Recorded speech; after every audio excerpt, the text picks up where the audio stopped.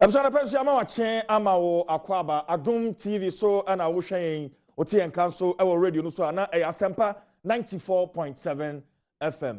Ene yede Nyankopon ase August bosome ne da edikan enene yewumi ye shafi ase bebre ena yafamu enso so yeguso etiase yede aseda nyina matwedi ampo Nyankopon bidin e the Chief Jerry Force na wo twi dwumade anapen so yede brew na anapen nkoma da pono so no emu ehwampa abato dwumakuo e de asi nani so se nipa wa mu edin wa abato krata no mu no ye betwere foforo in fact ye sha say phase 1 ye de akogu phase 2 so sa the fourth phase ena nyame aduma wochina ye de beba na wie na yakwa the final phase ye the fifth phase electoral commission botaya odisi nani so eni say ye be wie ni nyina no ye betimi atro nipa be ye opepe dunum 15 million say ye ka say fourth phase no eba na wie ye 27th Electoral Commission de abetuja say wetimi atro nipa 11,629,480 nipa omudin etimi akwa abato krata no mu eno no anapay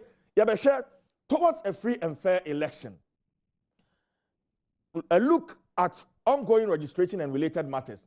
Ye be hwe niema bi e ka ho say abato emu beda ho fan emantiase aye adwuma niema esese yeye anapay amanyofo no ye do ma sinchen kakra na ye de ye ne animdifo the academics ene ye no mo eba betwetwe enkomo ntibigi se dwumadi ne bekọ na wiye no ye besua niema bebre afei nso so ye bebo ye homoden na ye de figures no atoto ho 2016 nipadodo na omudin wa abato krata anim ena afei 2020 nso so nipadodo omudin atumi akọ abato krata anim ma menhye enkomo twetwe no ase esei Many Dr. Swebo Kweku, Ebetwitwin Komo, Director of Electoral Affairs at the Electoral Commission.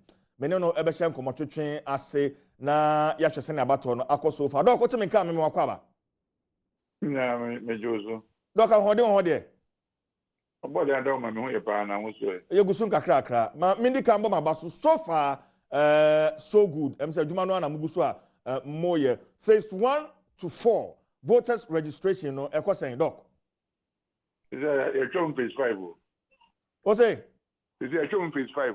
Is that phase 5 near Umi? Yeah, okay. Over my back, but yeah, one phase in one. Okay. What's that phase 1 on a chemu 2? It is the last phase in a way. Okay. Now, that woman or near the then I mean, say, as at now, Sunday only a cover 14 million plus. Then the next say. Yeah, target between 15 million to 16 million. Yeah. Until now for 50 million, then as an answer, I cover about 95%. Okay, until Moshe and say phase 5 never query, you know, and bet me a meeting more target, I'm with the money so dog. Sanity. But main cancer, over the credit now, near 16.8 million. And you can say bloated. International institutions say that a year limited registration and then 1.2 grams as a could do 18 million. And it's the figures confirm say it's only bloated up. Okay. Masem be say di ho eye nansanya na amde betu gba say nipa edin a akokrata nim so far no duplicate registration across na so obi ho ma otro ni din mienu ebi so atro miensa e wo miamia Masem be say eba ni say because now we are using the biometric system. Doc. Medasi. The thing is the registration no offline. Offline is there. We registration we are answer why export to the figures in our database. It is them say offline machine intimidate and laptop we or Kumasi no issue way on client machine and link don't mean that we do the answer within them. Because the Edina code database, my database now match fingerprinting faces with the existing old people mom do it and mama no meditating. A code database now and a duplication. Okay, Tiaka say ni padodo saying and wamwako di sa duplication ni emu doc. Your compiling Jambo man the figures but in thousands. I see. In thousands. That's a was ropa. I was. Now there when they say the blue man no actually do one kind. No as for be a Kumasi Tamaria no opportunity. And the Obuso ma Omo within the same constituency. Ne catch you say, you be call Obia police station no man yet. It will be an end back on was and pack. No, I couldn't do Adom time a call Adom. I feel we and I could do as and put tell him after you do not have to till back on within the same constituency. But one train, I mean, do one some of training, you know. Anyway, of course, I could trade did not pay me. No, beautification and suggestion. We are. I'm going to say, Yente Education Committee. So, Education Committee, no Electoral Commission also. And some reps of political parties also. And some reps of civil society organizations also. The South Committee share cases, you know, on their merit. So, for example, for mom to do the same center for now, or more train do center A, not trying to do a center B any day. Obiso training din wo free wo Canada region akotwe din yen den. The more training din adu an wo say friend Adom TV. Or call another person akotwe say friend Adom FM. Masa kwa nebo say friend Asempa FM. But no change din. Ebiso ma wo kwa wo you should the same name but no change awofo ni din. No change the date of birth. Tini na anu education to the better. Na categorize them. So mo amu omchom din with the same center hono. Ebia yenyom say. Or mom chom din with two different places, you know. Yenyom say, or mom change your mudino, and no major, yenyom say, or be changing the president name, yenyom say, I don't know you going to continue to as you will continue to take the decision. We are after now, your mamma machine what I said. Sanko for him, Mon Quaranta Mudino. Here you would influence anymore. We are quaranta the 10 years to the piano. Now the order count bunny. No deny more. If we are exhibition time, the barrel printed main provisional rate at some there. Your sister, you know, and you have to be at home. Now, first, I'm going to about multiple list. Multiple list, your mom would do more than one. And then I put another one, exceptions list. Exceptions in your mom, maybe I challenge you or more. And I say, be binty, machine say, or more question marks on. The Bayan provisional register, multiple list, and exceptions list. Okay, Doc, is this to say, sir, voter education, not a firm? Because since I say, no, you must have, and can't mean through me, and also so you hold my name, Doc. Yo. So the way you be able to say Colombo, born in a silver for the Bocono. Maybe they say, "Oh, the emphasis on education." Then Tina, or so you do what Nasakuchi would do. As you say, I have education. It will know me, and you to say a issue about education. Now, Wapaya and then Baconia. If you say, me who the reason why I so we want you say, what you would do, Ukracado, you said what you do, Cracad, was myself another person. What is the reason behind it? And you issue of public education. Okay, what about list be at the end? Momsabekan the various lister, Monsa Ebetimiaka. Also, Chimbain and a mom throw Mudin, Munu, and what the mom? I'm running. Electoral Commission there. The first instance, what boom Naso, into young quarantine would be to resolve it my aquaport, I could prove there. Ebia multiple mistake be, and as I said, the mistake from my quarter, my out there. If we are French, we know there is a first as you can say, we do a race and move and soon to about the quarantine would be. As we win as a commission to take decisions, they are some of food and informing quarter, which I will support. Nothing to work for the I see. A bit me about say, Obiatron Dimi, no, ma, ye be in the final register, no mukra, 7 December, won't mean to Abba. Only my bet market about 90% of those who know you. 7 December, won't mean to Abba.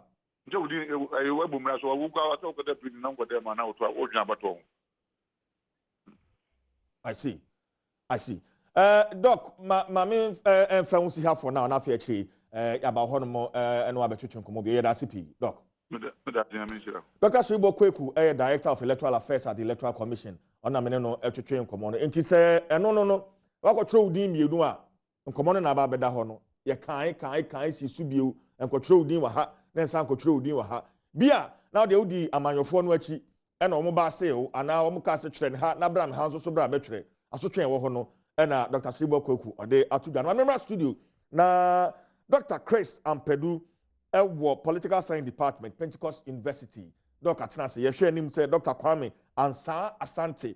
Also so the Political Science Department, University of Ghana, Legon, and so Subabe Kayensa. Na no actually and Commodore. No makwaba. Yenio. I want to hold it. Yes, I don't know. School boko. Except I want to me person your correction. Be say Pentecost University, any political science department. Oh, okay. But let me check sociology as a social scientist. You know, oh, okay. I think any concerning politics, society, religion, no, you're who need the answer it me share me was political analyst, and yeah, because we were political science department or Pentecost University, because you need political science department or Pentecost University. Okay, Medasi, thank you very much for the correction. But doc, my son be say di kind. Say about what emu be da ho fan, ya bonu friend free and fair election. Ama ya be ken kan ya wi nti ase aye adwuma ma mente me ho ase bia emba. What is the role voter registration as you see amene Dr. Silva Kweku edi hu nkomo yi. What is the role that the voter registration plays? Doc. Yo, me da se bebre, sans me da audience, so mo hwe an pay nyina ya chia mo na no pay.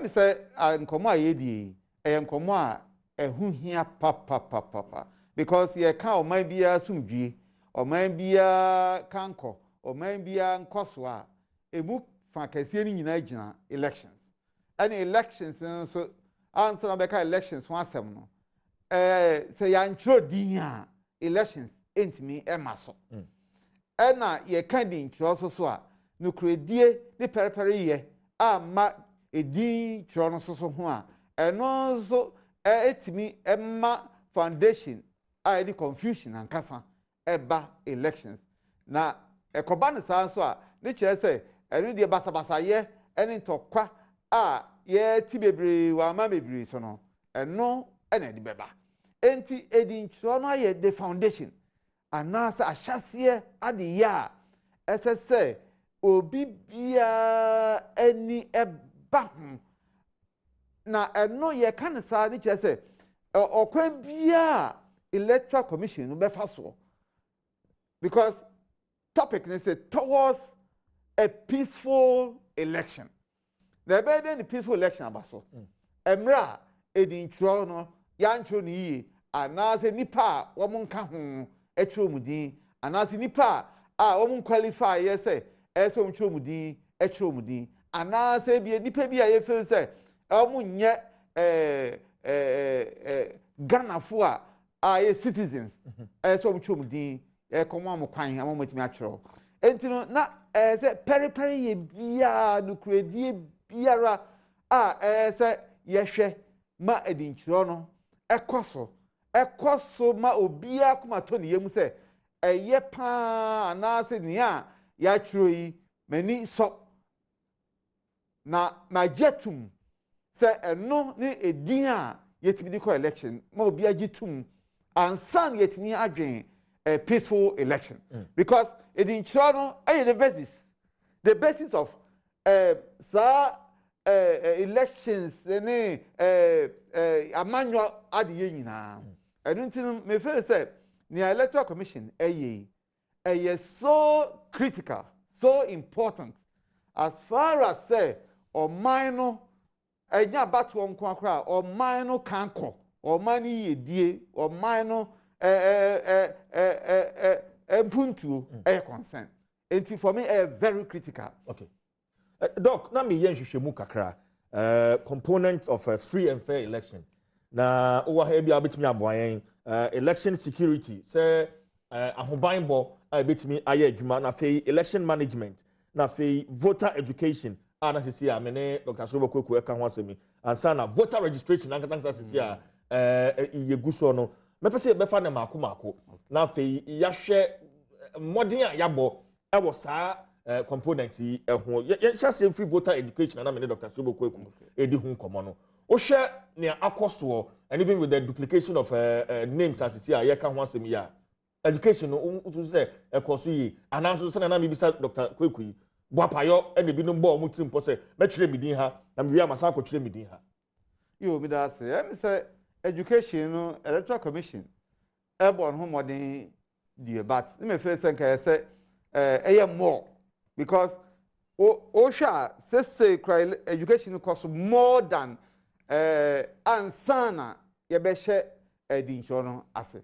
Now normally no say or mind to say Ghana emu etimamufon bebre ewo rural areas a ohia training anaasị wɔn adwenbie in the form of education ama wɔn ate nneɛma bi ase ansa na yɛtu anamɔ ne saa education ni kan ama ne sɛ yɛ sate prɛko paa ahyɛseɛ no saa problem nketenkete a yɛhunu yi ɛbɛba eti mi mehwɛ a ahyɛseɛ no deɛ nan mi sɛ education no ɛkɔ ɛbata nkɔ sɛnea sɛ timamufoɔ no bebree bɛte aseɛ na wɔn atumi ahu sɛ woto anawotwe odin wɔ ha na sɛ ana first sɛ ebia ade no ɛkɔ face by face nti mo ntwɛn ebeduru so ne duru so a wo so just akoba na akoba sɛ aprapre obi ani abresi din ni deɛ sɛ ɛtwerɛw enti ne enya te sɛ oh ya ma ekuru so wɔ ha o na ɛsɛ ɔkɔ na ɔkɔtwerɛ ɔte nti ɛhɔ santi asɛm amma ɛno ka ho any problems yi ɛbaa but akyerɛ yɛ me sɛ gradually sa education no ɛba nti education no ɛbaa but for me no me say akakakra yetimi yɛ no more ɛma ewurawura nkurase afie mu ma obiara te asese sɛ na ade no tie ɛnya aprapre baabi a wo biara no ɛbɛbɛ abeto etu di nya ho abotre saa education no baa ya me gyi sɛ problem a ye sese ye hunu nke bia ɛma but o ne me nya dwene sɛ saa education yɛ ka ho asɛm bia na begina court sem about registration exercise na beba so emba so the easy court ni ade because a brand na senka easy e share education na sankasa no na dwen no e wo court say supreme court be man kwan say kata no one trofofro ananso one trofofro eno so intimate ka factors e ka ho pa e na ho se senia titu ye nua mu NDC fo e ye o madwen say e maso na eno wo hwe nsem o mukaka fa sab edi choi kwan je say wo ye NDC ni pa na su utu adwin mu say edi nchor kwa de e maso ne mpo wa prepare na wa bie wa adwin mu atie education concerning about one nti sania man me feel say e ka ho papa play a very serious role because say I mean usha last minute and son leadership of the party e ba ye say afedie edi nchor no muncho mudi samre name e bi kwanya adi side say ye nchor efi say ye mpanyifo ya kandifo say edi nchor no ye e maso e na wa say wo hwe ntam e bi mu over my dead body over my dead body ani ade eti o ka sansem we nyina na fe kura o ka say monkotwo a we ka say no da bi ade no maso because answer na o be ka say monkotwo na bi nya decide say ye ntro because wanya ka hye ya dwene mu say edi ntro no ye ntro nti no for me a very serious part of nientia amanfo kra entimi ni electoral commission di kan ye no o man te kra o man te because leadership is say over my dead body enti no me feel say saniema we mu nyina no ebi wo ho a na ha dwene kakra but asoman a yeko yanimi na ye hu se side ntiro ye critical ma obi bia no na say afedi ye ma ya dwen nyina kwa benkro mu say ya de hu hia because ye nyina o man yi ene ehwe oman kanko ene ehwe oman tumi nko nanim emra edintro papa a eye transparent ni ho a ebetimi afaso ato aba emetimi akoye but akun say ekwe kira no after supreme court verdict no na fe ensem no asesa say ya ye ka say yen trading no afi dia obi ampie na me trade din afi dia obi ampie nti no crown rate another factor say dia say obi ampie no nko true nti me trade ha na me ya makọ trade ha say na be ya me ko ha na say bi anye ya makọ ha without thinking say it's yamra that's what I say yeah because I don't know say ebra oboka say obi anko true no na say akwa aprapre e na fe so ebinmo adwen say wa pre ho anko true wan hwe ya wunya kwankra entro enti no na aprapre a chese say me tro and ma tro say aha de kwa nyi ya aha ebe yi but ni nyina agya education a ye ka ho asem no because say yete ho ase e wo sa de yi a nka enkoba no sa but nti ase no so ahyase no ama enti it takes time for nipa say o meti bi ase no matimi aye amasudwie aba ho no a take time enti nka sa prapre bebre ye becho ye ncho court call na sifo ni no may form some of us facing can here electoral commission ya man to me ya man adwuma onye oye ye man kwan nia ono anhihya be ba o feel say be boa o man na ma ya kokan no on famra na ye nyina ye ntamachi ma o mutumi nye adwuma se na be ya o man no be koso but me gidi say enkachi se say anti asa ba ye nyina ye je tuma ye chiro yi me gidi say obia encourage ye ho political parties obia encourage your members no ma obia momodin ase ye call last phase obia be kobi obia din akọ human mu se na be ya time no so a anko kan say obi SCA anase obi ye din afiri mu anase bia ye de ye nka ho ye nyina ya because o man ba ko pe ne wo o man ba ko nyankofo de amaye no say obi ade na akoma na adwene eboa ma ye ko kan o man ba ko pe na ye wo Dr. Chris Ampedu our sociology department Pentecost University and many no ahye nkomotwetwe no ase mami twa me hosima me ba na wotwe dwumadie ye betwa so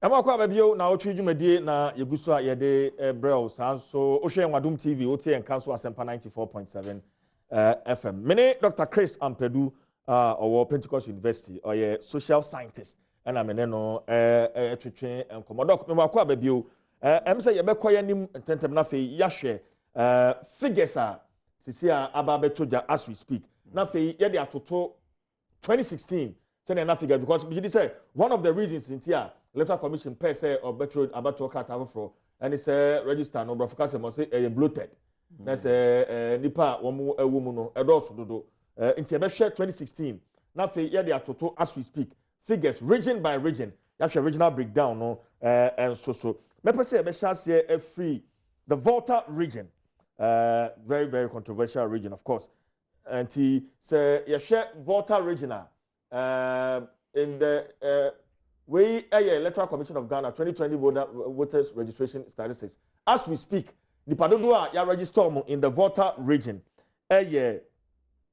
660,508 660,508 but Volta region no nyina enti say yachem you see no your Volta region your Oti region enti 2016 no say yeah Oti region 226,109 Oti region 226,109 inti ya de 660 no ebo 220 no emu a ebetimi e dia compare 2016 Oti Volta region na ebom 1,282,306 1,282,306 doc say Oti ni say ya what influences can you draw doc well, say about say we are T2 Volta region. Sorry. Ayana controversies hono as a dozen. We share figures now. Because say be okay. Senior say figures here bloated no. Ebia entesa. Ana say ebia eben ho pa because we share say nia akoso. Ne nia course 2016 we say 2016 1,282,306 yes now we share a prepare so we compare voter any oti we ka bomu so a and that's 1,282,306 now we share say the same until big question is say bloating bloating e wo hen well but what kind of so enyi because topic I discussing here towards a peaceful election. Don't forget about fair election. Exactly.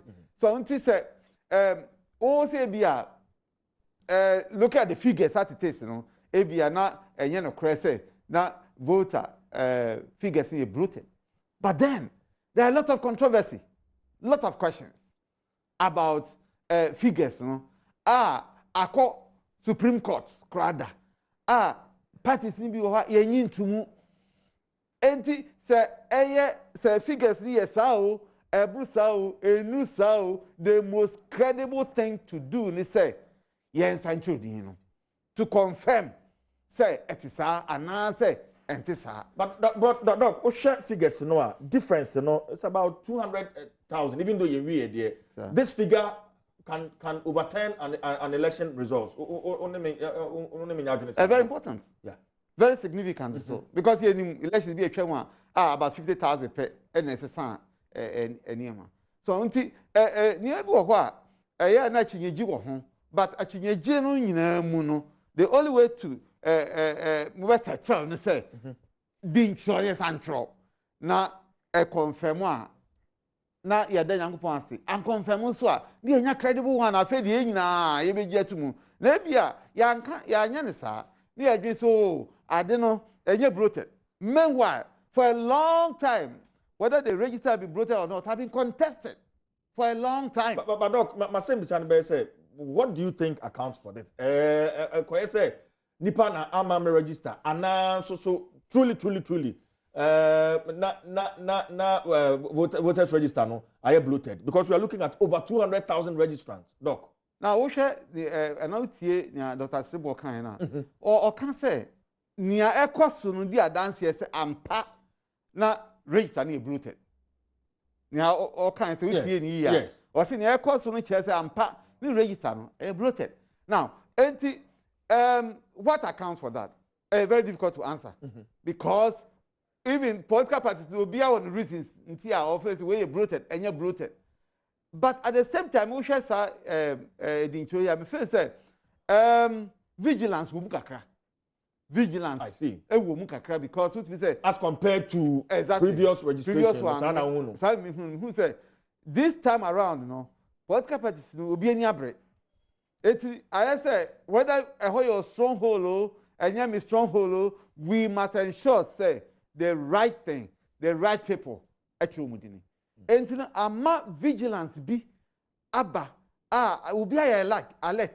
So obeshe say the right people say nipa no mocho di no kra omunye correct and now free who are up to be challenge.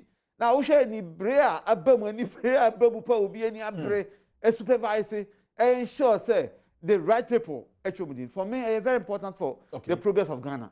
Because Omai yen to be in chance will be a dictate and chair and ya govern yahu. Now, so my so you bet me a jina a share ama pepper ye the transparency a juma a jina ye yankasa tiamufuano ye we must take the destiny of our nation to our own hands.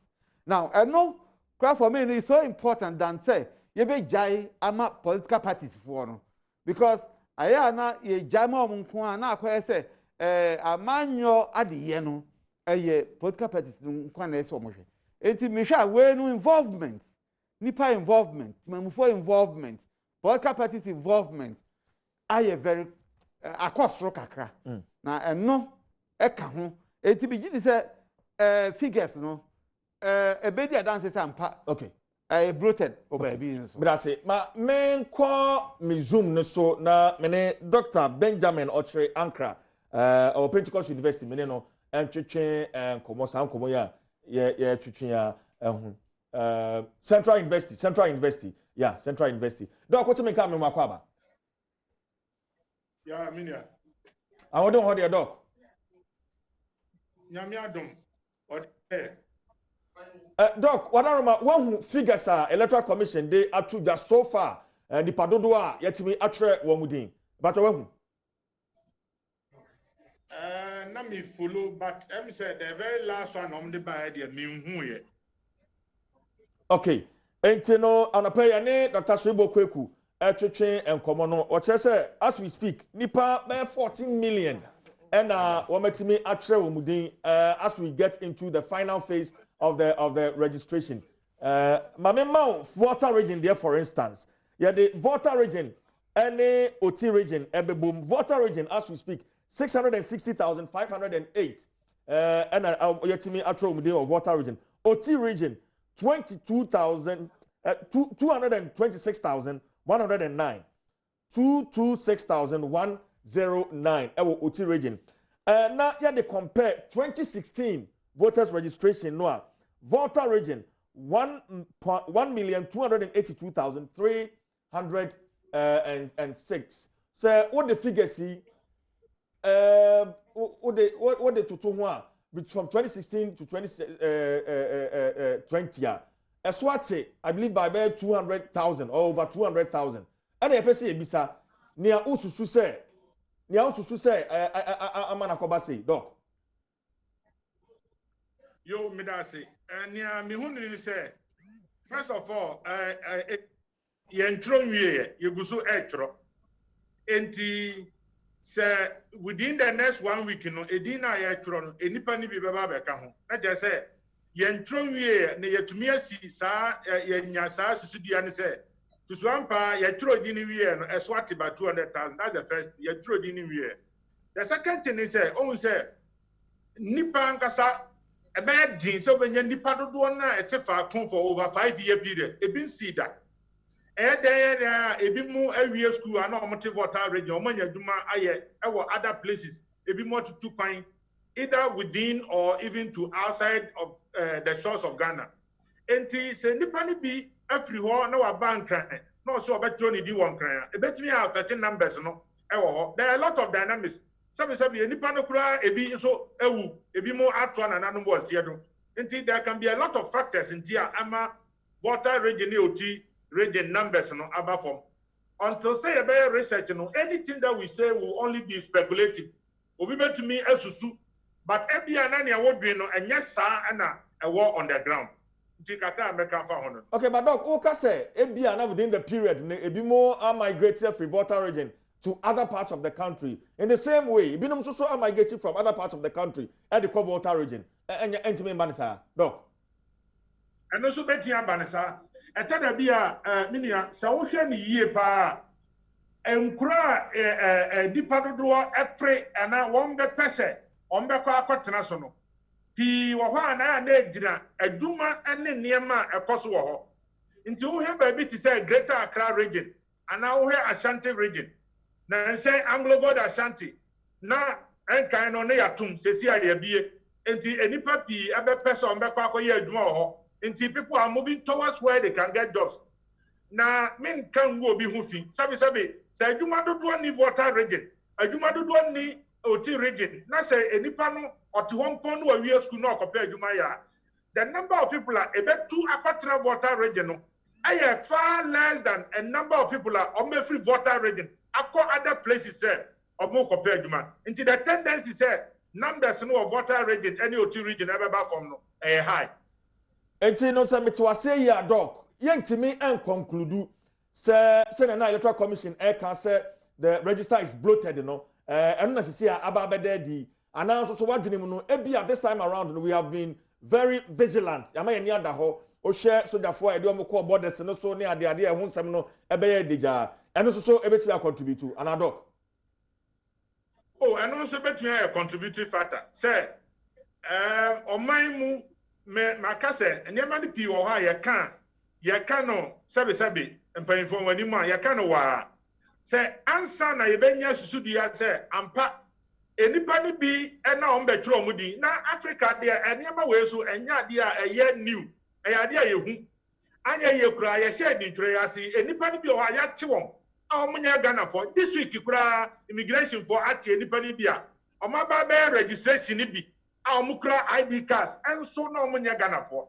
enti se amanonefo anase other citizens eba ha betro mudi no mdo mudi ya share register nim dia ade a asipen na ekoso ekoso na mom se ye vigilant ntina amani padodo na amfo mudi ama meka ho wa bra ense se omuka ho a eno de ye trodin nyina wi a ene betumi aka na ye nya ntro wi ye no.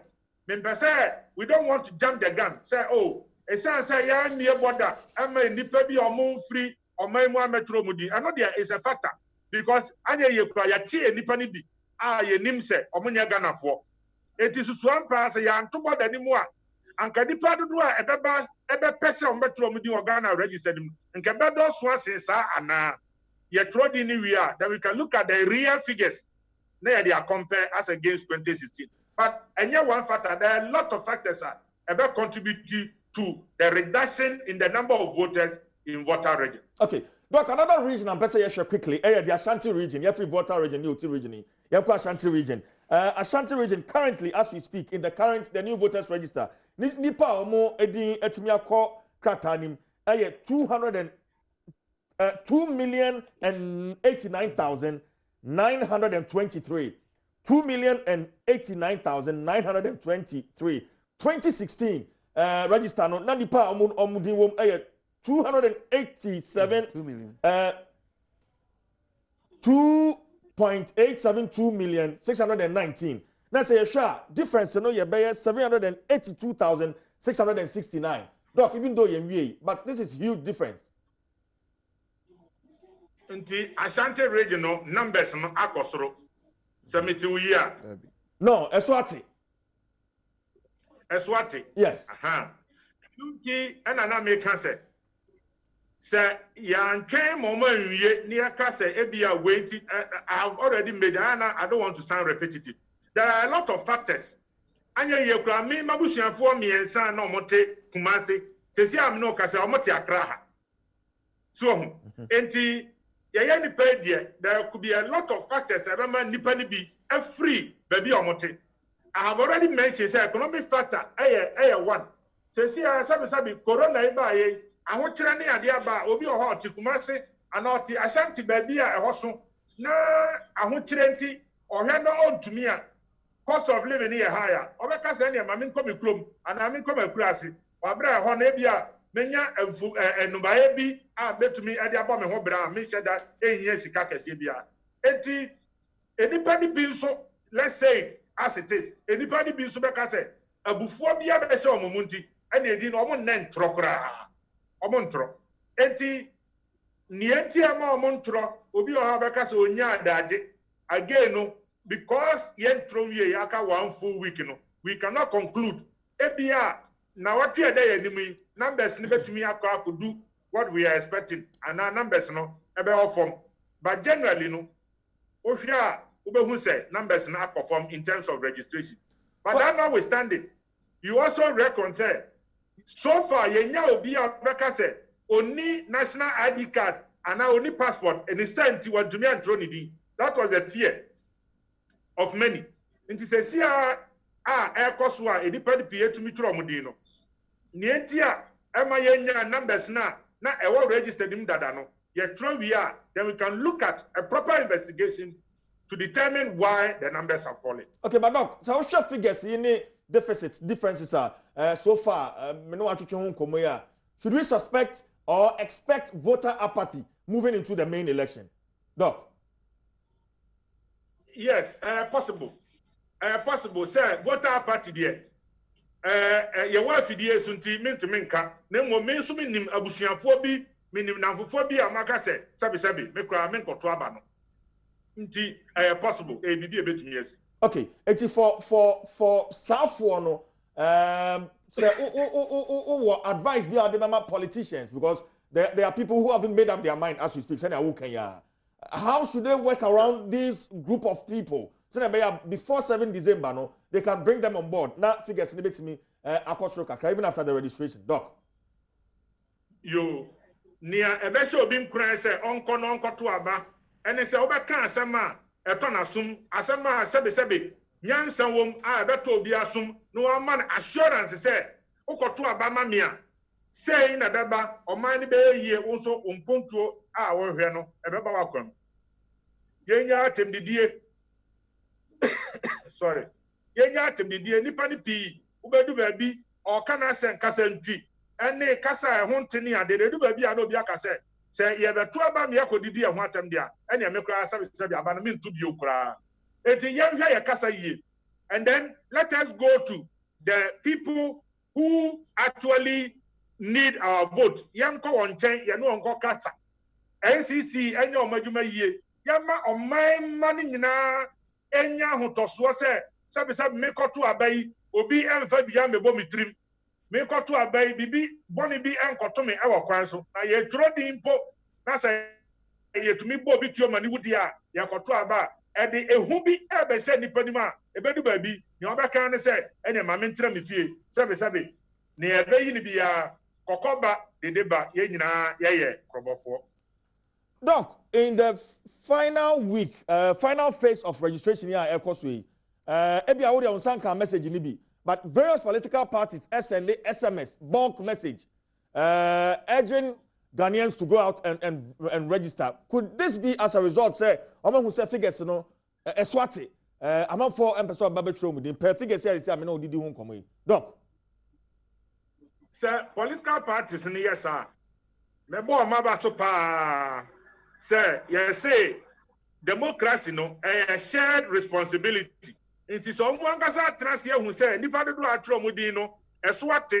No omo so betumi aboa ema electoral commission ne NCC adwuma omo ye no etumi ACP na nya nipa do na control mu din enu na ye the only means abeboa mo tumi ato aba ne bi. It is omo yesa me no omo ya adwen me bo ma ba so omo ya de na electoral commission should intensify the education na ye manipa no enhu kwan on fa so omo so betumi akotro mu din enkankane omo ya sabi omo ho fa omo bi oyare empanyimfo apemfo ne ade am ka so be bie other centers am omo akotro mu din no omo enya saa niema no a betumi aboa ahyem konfo mkuran na ya ma security no so anya tight because enipa ni bi adem rush omo nsam a ukoba bi a niema ombe ya akere no na obisa ho se me koto abakeke ama obi aduma ye na abefa ho abomedi a ene ma mentre me fie enti there's a lot to be done in this week.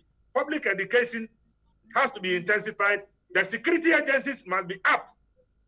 They must also look ahead. Mamon time ma bibi siansa atada bia na me du omo ho ya me aminuanom atada bia they must look ahead and see baby o man kasa nim say air spotlight baby a ahoya hotspot enkofo ataya basabasa no yema yedim ko ho na sabi ni obeya ade a ense na mfata no ye beche no ne ama emra ani na di eti ye nyina ye wasodie ya me no mi edu akan ya no pai ebe ma obi tifie no ontro ni din a ono so hu say I have that civic responsibility say me kwa control mi din ye nyina ya boa ayi mpanyimfo betumi di oman yi so ya anya sa na ye trenchen dia na ye di oman no hwamo Okanka ma me no ase na ye fancy ha. Yo, Mr. Das. Dr. Benjamin Nnawotwe Ankra Central University and ameneno etwetwe enkomo no nyame adom Dr. Kwame Asa Asante ababe kayensa owo Political Science Department University of Ghana Legon amema na kwaba na mentwa me honra doc mo kwaba ye wura ahode wo hode me hu ye ye nyame ase ye twe ho aba ye ba afi ye beto ankomo twetwe ne so ne adom asuko na Nnawotwe Yi ni ye ba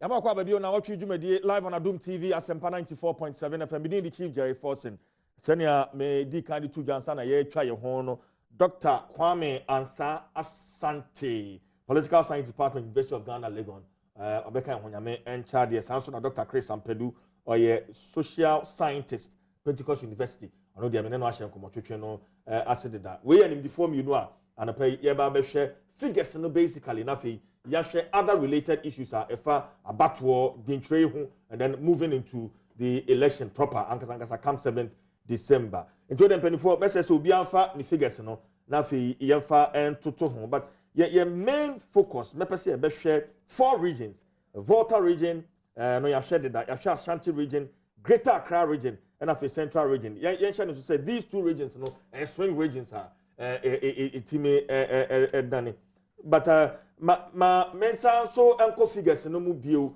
ewo board no so yen share we old and the new register say me share Central regional in the old register the number of registrants are na ewo mu 1,405,976 and then in the new register yen we there but so far we have 1,704,519 Greater Accra region in the old register 3,063,986 that's in the old register new register in train we but so far 2,615,000 925.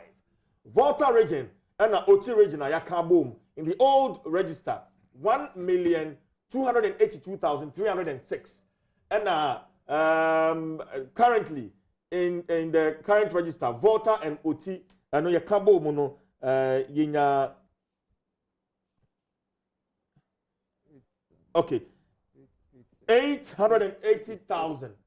Yeah, 880,000, I think. 886,000. And also Ashanti region in the old register 2,872,619. In the current register, you go to Ayetro 2,089,923. In Tiafa and Makumako, Doc, me say when he edi abatono echi, when he edi duntra, ye tre echi. Question I be kind beside Dr. Ampedu, but me say we ni ebekwa yenim. So far, the processes, any figures, o share deficit ni ade woman, o initial comment na fi we are region by region. Doc. Mema etiefo ache. Ni etene se medi echi na ni amehu ne se wogwadwuma no so wonwie yenka ehu se uka democracy akabi memekabi amemu no din kyerɛw ya de ehu hia pa enu nti da bia yɛrehwɛ saa de na yɛnhwɛ yi kakra de nti na meka saa wo hwɛ figures ya yɛregu abɔnten ya ɛkyerɛ sɛ you know baby wo ha baby akɔsoro baby aba form na mmom esan sɛ wonwie adwuma yi ni yenti ama meka saa na yɛ den kakra ade nti na yɛ den abatu nyina so pa no yɛ din kyerɛw enu nti wankasa ye na wo ma etobi asum sɛ din kyerɛw yi ɛreya yɛ biribi yɛ wo hɔ pɛ wama abatu no esin enu nti yɛka aya yɛhwɛ saa de ne wie ne nti ya meka bi o ne sɛ wodukɔ anim no nso a wobɛhu sɛ wonwie adwuma no yɛ na woyɛ wɔn a yɛ data ho adwuma wowie a wɔbɛka kyerɛ wo sɛ wɔfrɛ biribi sɛ cleaning up wɔhwehwɛ na ne ɛda biara wɔde to ɛno nti ama mɛkasa na ayɛ den kakra na mu yɛrekɔ yɛn anim no nsɛm bi wɔ hɔ a ɛkeka ho a yɛbɛtumi aka okay but doc aka bɛyɛ na Nnawotwe pɛ na wɔn de ntwɛri nyinaa aba na wie yɛ wɔn bɛtumi a meet sa target of about over 15 million na wɔn de ɛsɛ wɔn ani so looking at figures asisi a wɔn wɔ me gye di sɛ wɔn nkontaa kyerɛ sɛ wɔbɛtumi ayɛ sɛ wɔrentumi nyɛ a ɛyɛ wɔn a na wɔhyɛ bere no menye ni sɛ mmerɛ bi kyekye wɔn sɛ wɔntumi nsakra nkesi wɔretwe akɔn akyi kakra menye ni saa ɛsiane sɛ wompɛ sɛ wobɛsi nkurɔfo ho kwan sɛ mmara ma wɔn ho kwan sɛ wɔnkyerɛ odin kɔto aba na mmom ɛsiane sɛ wohyɛ mmara ketee nti wɔntumi ankyerɛ oni din wɔntumi ankɔto aba ɛno ɛma abato no ɛyɛ biribi ɛfi sɛ abato nyina so paa na meka no din kyerɛw no ɛne registered ɛdi mu akoten paa nti biribi a ɛbɛmu bi adwene mu ayɛ ne nna kakra bi no megye de sɛ wɔbɛsi wo ho kwan wohwɛ abato no commission ne nnwuma ɔde agu akwan mu na megye de sɛ ohu sɛ biribi bɛkɔ atia no a wɔbɛsakra no wode yɛnhwɛ nneɛma a yɛkasa tia wɔ abato din kyerɛw yi ho no commission na bɔ no ho mmɔden ayɛ no nkwerɛ ahwɛ ama sesei no nea ɛkɔ no ɛyɛ akɔnɔ ɛyɛ nigye ɛwɔ mu sɛ baabi wɔ ha sinto bi baako abien na mmom adwuma nankasa de wɔreyɛ Dr. Mpadu meba wo but yɛhwɛ the 4 regions na mede two dwane Greater Accra region 2,615,925 in 2016 na 3,063,986 deficit as you see aka say yetimi cover 448,061 and we have 1 week to go. Dr. Mpadu mintimi hu se betimi meet this target moving into the final phase of the registration. Doc. Well, I think it's very easy. Easy because looking at the quantum of number, just a big. Now, so I think you're trying, and suddenly it's conclude say, Ebia, what to me and not to me. I didn't say I didn't cost. Now say you now Cassan baby now send it here. Until then, I'm saying about Yashe. How this week will go. You near my baby is Sintina, a bit of what I'm concerned, but he said the Brazilian children. Until we said the best is a bit my train. Yashe. na atwe be na wie de ne yesi at least ya who figures no na ekọ na wie kra still yet conclusively ne yet mean ka say yeah because more people no nyina be ka ho a na ebe hu finally senior registration e be ko. Okay, let's say we know e de adwuma abeto amanyokuo ahodo no eso say na e di akire won be bobo won doma no na watimi akakotwere di no ma figures no watimi akoso e adwuma kase because senior yedika kan no ebinom apathy chese ebinom aye say okay ebia ya ntro kra e na ebinom so kra so no edi ntro na nkasa no because of otwan bebre wo mu ni niam wo mu ntinu senior so mo pre ekoye no bebre nya na sa enti bi gi se ni nyina mu se political parties no encourage your members no say omo modern na fe secondly yetima mu fo nso no yehu say yesu ye dach na ejina sa di ntwe so na ye nyina education ekwa be gi say this week be a very serious week for registration. Dr. Sante, Ashanti region is very interesting. It looks very interesting as of now because we share difference from 2016 2,872,619 no free the current figure even though you read registration 2,089,923 it leaves us with a deficit of 782,696 was ropa yo ene ya kanu say enima bebiri na masadi ayesa so wo hwe ahokeka soronko aya nkrofo wo na wode kwachire odin afi yenganya na sa esane sa oyare kodi awu abesan yenkomu eyi nipa bi adwene kora se mekọ ha mekọ akọfọ oyare mekwachire odin ayede mere nkọ ha na ama nipa bi abo ohu afi na nipa bi nso pese wo hwe se na ekọ na wo hu se na ekọ a wo betu hu anamon wo hu se o wo di mra no so ya babua wo ri nya oyare enti niam bebrie na nipa bebre na aka na etisa Central region a santimantem wontumi nkyire wondin no eya tibeng ma battle commission yen eya tibeng ma wa ha na won de eya tibeng ma won pa ene den isa ne se nipa nya kwan nkyire wondin a e de asam foforo ba enu nti mije di se wo hwe na bere na apua na worintumi nya won a na hwe wo mra obetuma sakran so ya twum da anananu nansa na nkrofo mra na wometua so nenya enya de a meje de se boro won so wo betuma ye esa ne se babia no eto se din no utumi kyerɛw no se ne wo kyerɛw jesu obi kese merema ene de wudu ntumi nkoye ohye nkofa ne se obekyerɛw ni di na mmom aba nko ade a obekyerɛw ni di me kyerɛ ma dwen ma Dr. Mpadu ene me F1 so ne me ya dwene se ohwe figures no a ewo fam no a entimi mba ne se initial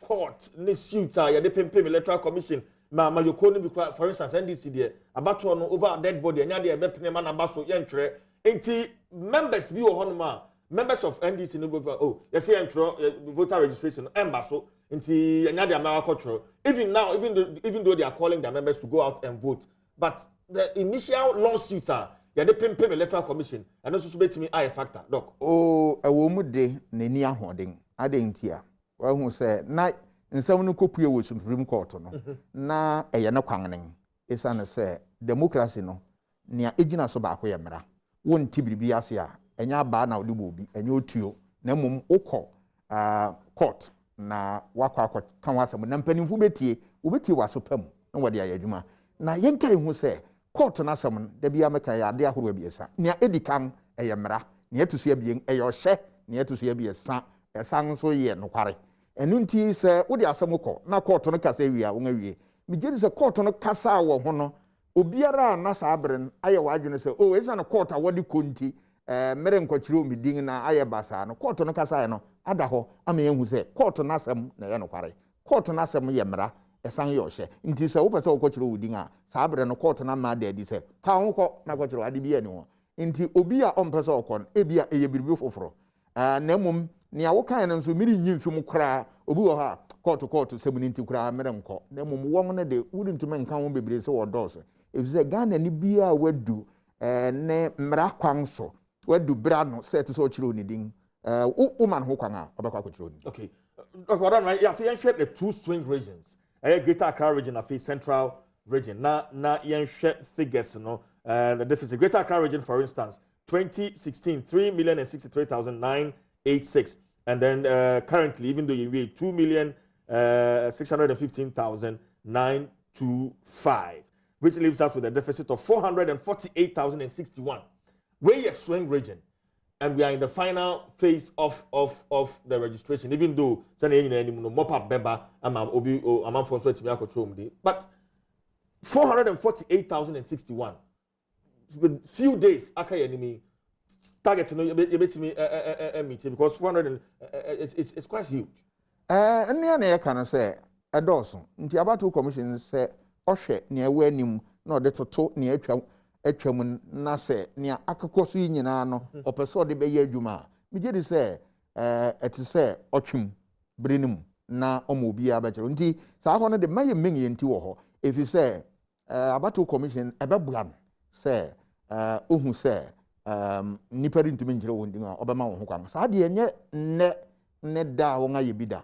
Esisi da eto de bi na yerichiro din na won se apua watwum kakra ena honiama swing na ye no eho no menti atirefo menkai wom se eho ya de a Abato gina so papa na mumu hwa party for no meka NDC ni MPP no wonyina won ahoden eye te se pepepe wo ho enu nti enu na Greater Accra region Central region swing no ye ahoro Greater Central Western ene Brunga hafo iwe yinum na swing na saa swing no ubehwe party fo no won ahoden no enko bebre saa woben enu nti se wukese o sane edu no wore ma brepua na nipa bebre na ntuma nkyere wondin wo ha party fo no enya ni jesam yang so ya to aba no enye ni jesam efze party fu ni nyina ahoden won na se ubedi aba wo menhu a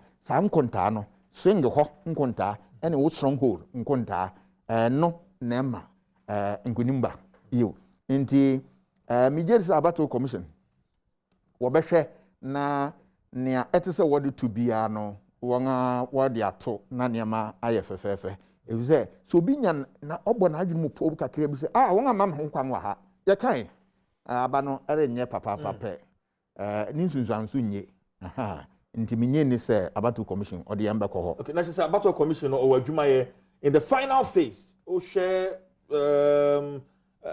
near SSA political parties no one more year na me ne Dr. Oche Ankra etwetwe nkomo na me chance me timi se do konsa ka message ni bi about political parties almost send the bulk SMS in the final phase or asking everybody to go out and register sa adwuma no say MPP na yehu omo de yehu NDC message but I think the various political parties so omo call along that line ebetimi aboa ma figures no abasoro kakra say wo hwe free and fair elections e niema bebre na ba ko yegina so e voter education and voter information eninti say wo betumi say ne oto aba no wo be kire ni nsemu wo be kenya ho na waye ne ete so ye na no na party fo no MPP fo no afiase efi say obi wo hokra eye ne say ebia ye da so kra te court na onwie hu asem ye nti onye na adwene kra so odi kwa abonten no wako hu biribi saa nsemu ya party fu na fi asere ba bontin eye Kenyan asem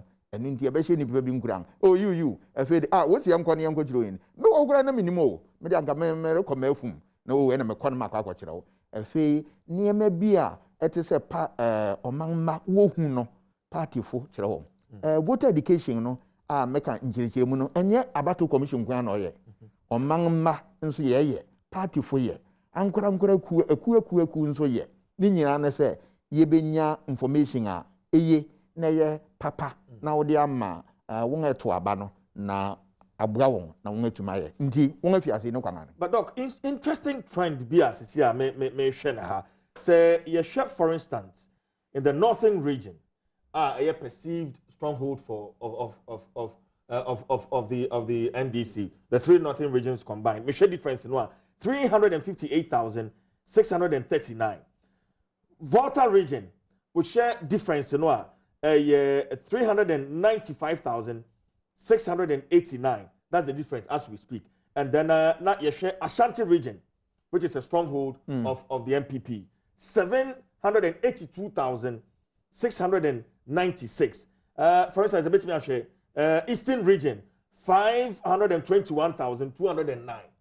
Doc, as a MPP stronghold, no figures no was as compared to the perceived NDC stronghold. Deficit, no. I was sort of the part of the register.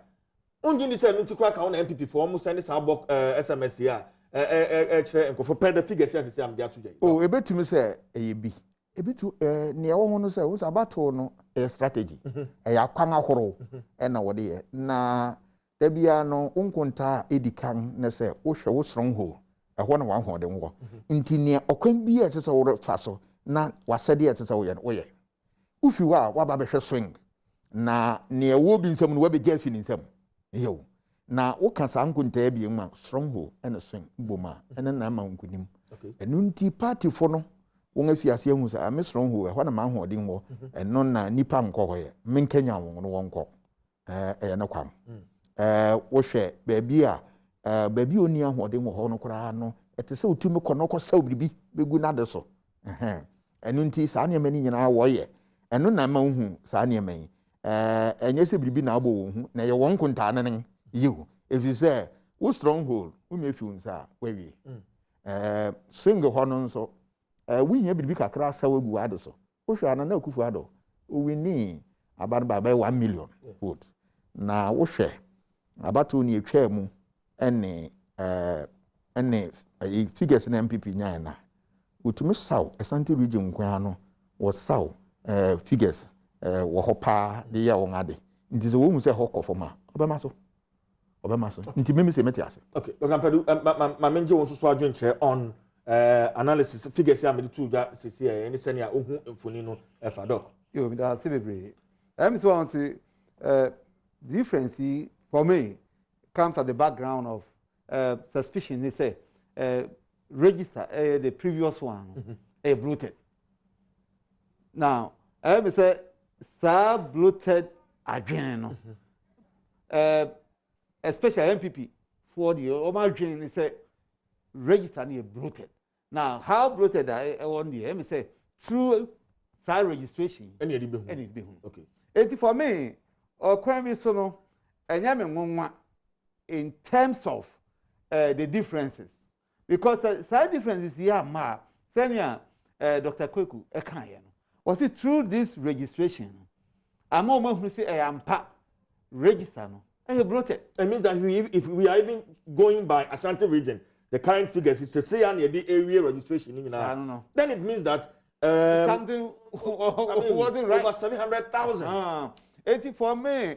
Despite the differences in the Kenya, lead to conclusion say ABA.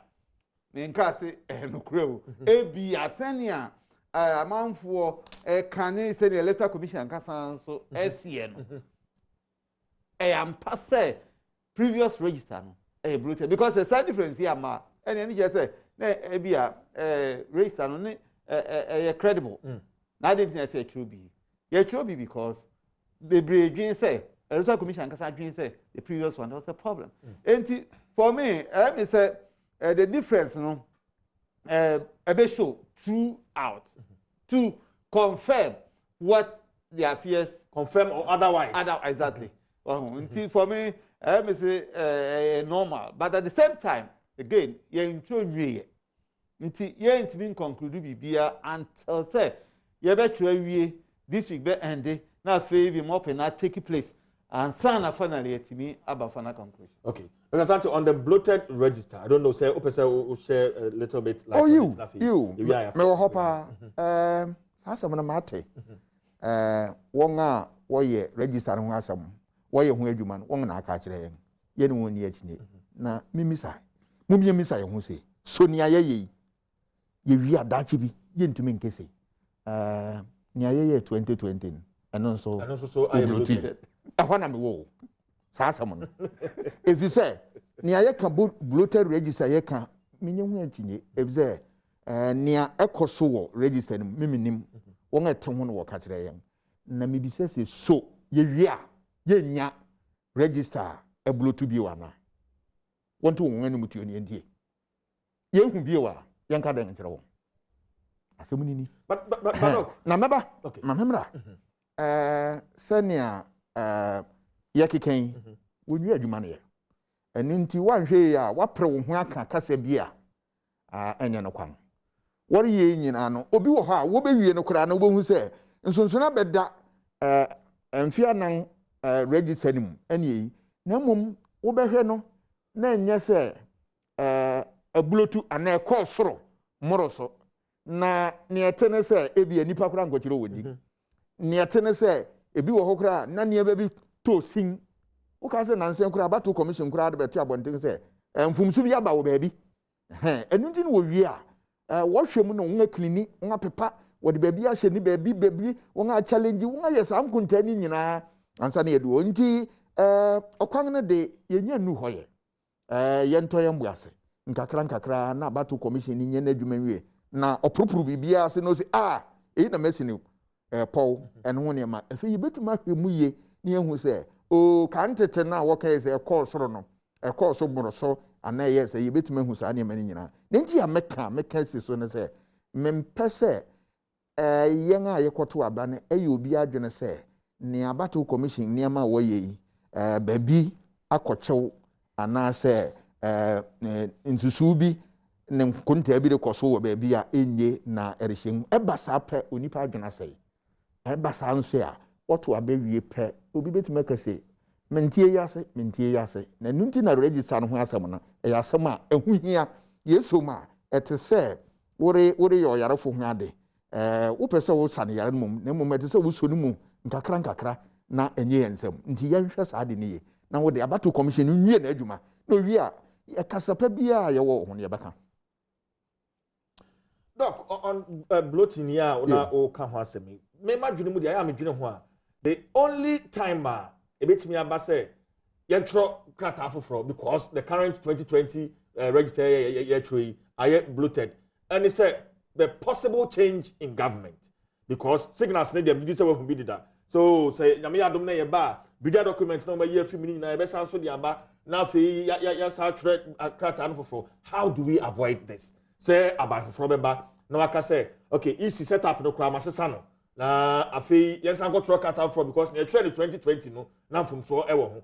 How do we avoid it? Miwura sa asem yi enti say yeti beng magana fo hwe da nyina na meyom kubi na wo friend ekufu kapom na ne kasa ya o kan ne say ukese wo be ya wo be ye na sa kasa no me dia ye adwuma hwe omenyi yempese register ho asem yebe mapem yempe yepa enti se ba no sa adenti a hwe abato osene a esori ene niema esori nyina no esori sesi a yeto abawi a yen akoda wo kese bibi ansi ye di akire bio ye ni akire yebe san ato aba na abesan yenkum so yepese yesa so yari yempese yebasa mekani peng yempese yebasa enu nti ye dede na yeto da bi ayeye sa na me hunan esi se oyara wo pese wo besan wo to wo bo ase na wa hwehwem na wo de na aduru aka ekosi wiase ye but yare yes no abaya wo so obesa aman foforo ba obehu yare foforo e wo ka wo pese wo besani wo pese wo besa yi wa adwene fi so se oyi ayese asemasi aye obenten aye yiwo o dabi yi wa adwene fi so na hwe se ne achia na oba beten na fe nso yemfa nokware nya adwuma nokware ne na wen me no ye kwotire odin ane yen so obi nsa da na kwotire odin o me bani me se wedding fifia wo edu nwotwe a me na me se dan na abaka young stronghold ye niema emfata ense ene ye de se register yen ankasa ye nim party fo e ka sansem yi ho won wo ye niema bi nti register no otie konwaso a ojedi se ye o si forma register no nye ni bi o adan na tese ba won ne nim ne e register nim won ne wonim nkonta a ewo hu register nim aye hu na se ye pese ye ko yen nim asa na wo kan no yemfa yen anwuma no toto amanga horo se ne awoye no wo abofra nye ewo English men ana America no ho ne ama wo ha kire odin deda wodi mfirihia du nwotwe a wo kire odin se mekoto aba automatic ewo ho deda hwa wo kwa America kura woni nwoma ba ko a o se abato card ni eni ho ade bi ye national card wotumi de to aba na so kwan no na te se ye fa so ndie ye me de se ayi wura tefa ungadwuma na woye no ungafiase ete se ye getum ye hye won den ye hye won ma na woye na saa nwoma no ye de kirewo din a ye de ye ne no enu begina obiara ohwehwe information wo bi ho no ubetuma kwa enu ne ye de aye adwuma na nu ne ye gedi ne ebo moden se biribia no ye ni nokware ye de kire odin a ye ni nokware party fo wo de kire odin a ubem se asam foforo weso bi de obi abewuram weso yi mfi ha oyi adem na register no adem na yanga mansamanfu atrem adem ya mansamanfu atrem se ye pese ye be yunga fima ye be ye mpese ye ya ye ri nyo na ye kan ho asem mfi anan ye nga nhwe ni ye be ko abeka asem na ya de a ewo men ha ene fe aya na ye nsi a tumi wo ye nsem me ke se himfo na tumi wo me ne wa ye to abaye ne ye wotumi aya na nipa yire fi ye gedi so abang na wotumi yen ye de ntumi ma abang se omo ye ho bang no nhwe yen japade ne yen so na so ye sa de na ye de ntumi nyina man ye be di ne mra so ne na tena da ne da adan na wodi wotumi we je mu sa na wotumi ne abang ye ne nye ka kire ne apathy ye ne nye ne ka kire no obi ye ne bi no no kana wonte ase no so be ye san so wotumi ato abetia no e ga sem tietia woto abetia no nipa ko no me ye sa sebe dwai sem no wo wani so yo na ye kokọ nti niam enye na fe yensakre yensu a ye de niam awurawura register ni ma na ye tiben ma ye ko yenim ye beye esan se ye prekasa bia kan ti abam abato commission ana party bi ye nya se suban na ye no omenyi hu se register ni kura ye nti ye beye ye nya ni ye ni mfa nya adwuma hwa abato uwiem a unya abato uwiem a unya uri nyane se ubetuma wiemu ama wadi bem wade ebesi unan so nipa nyi uni won na obeye adwuma na we adwuma tie we nya se adwuma na ubehu ubedu ba bi na adwuma no wentuma anya ita kwese nyankopon si wo hin no akofa hin tro ase nyade biem nyade be abekọ aba abesem wo kom wade tumi ne ba ma untumi nya hwe na no so ya ube se wo record na ubedu biribin upese wo ba biewa etise ugina wo record so na wo ba obi so o ye ma ntumi wentuma anya hwe ebe se ukosi di biase ye nto ye mbuase enu nti na wusua politics a wo kire wade bi se wo pese democracy nyinga o free bibi attitudes behavior and constitution o se etise ye da suban bi ye se subanga ye nokware subanga wodi yade subanga wodi gina ho maman etise ye gina ho ne ye de ye ne ma fa mra kwan so ye ni nyina awia na ye ne etise ye na o man no be ko na ye ni That's it, Dr. Santi. Dr. Padu, my member ho, at the back to the figures, but at the cry a war registered more into Akoma Oya, Esuro Oya, any quanya, Befaso, Aisadi, and no free ho. Na yenya register bako, precope, I know the dear Beko for a very long time. In Pansani, I didn't say, ever since Swatro, Kata, Fufro. Dr. Padu. Well, anytime say that topic, it was a free, fair, and peaceful election. Yeah.